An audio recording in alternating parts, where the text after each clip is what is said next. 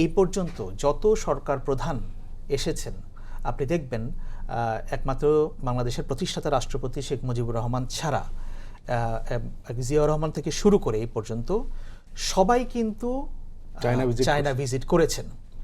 President Ziaur Rahman China visit করেছেন, তাই তখন তো বাংলাদেশকে চীন স্বীকৃতি দিল। জেনারেল এরশাদ 8 বছরে 5 বার ভিজিট করেছেন চীনে। খালেদা জিয়া যখন 91-এ তিনি এসেছিলেন তখন তিনি প্রথম সফর চীন ছিল না, কারণ যেহেতু এরশাদের সঙ্গে চীনের সম্পর্কটা ভালো ছিল, খালেদা জিয়া একটু কশাস ছিলেন, একটু কশাস, কিন্তু উনি চীন গিয়েছিলেন। শেখ হাসিনাও গিয়েছিলেন, প্রফেসর ইউনুসও গিয়েছেন, এখন তারেক রহমানও যাচ্ছেন। সো চীনকে আমাদের ইগনোর করাটা খুব ডিফিকাল্ট। যদিও চীন হচ্ছে অনেকটা পানির মতো, আপনি যে পাত্রে রাখবেন সে পাত্রের আকার ধারণ করবে। চীনের কাছে মানবাধিকার, চীনের কাছে গণতন্ত্র, চীনের কাছে অন্যের ইন্টারেস্ট, এইগুলো অত বেশি ম্যাটার করে না আর কি।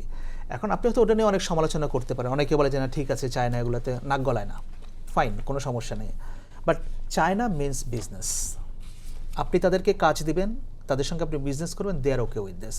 এবং বাংলাদেশে এখন আমরা যে আমদানি করি, আমাদের যে আমদানির যে সোর্সটা সবচেয়ে বেশি কিন্তু আমাদের আমদানি হয় চীন থেকে, না চীন এবং ইন্ডিয়া থেকে, দুইটা থেকেই হয়তো, বাট চায়না থেকে বেশি হয়।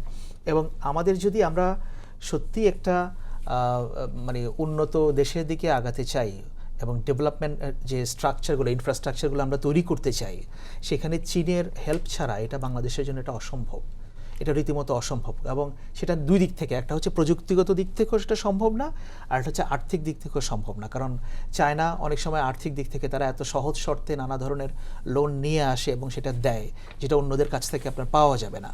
এবং একই সঙ্গে চীন যে কাজটা আপনাকে অনেক দ্রুত এবং কম পয়সায় অনেক ভালোভাবে করে দিতে পারবে, ওই ক্যাপাসিটি এই এখনকার ওয়ার্ল্ডে এখন আর অন্য কারো নাই। সো চীনকে বাংলাদেশ কখনোই এড়িয়ে যেতে পারবে না, অবজ্ঞা করতে পারবে না।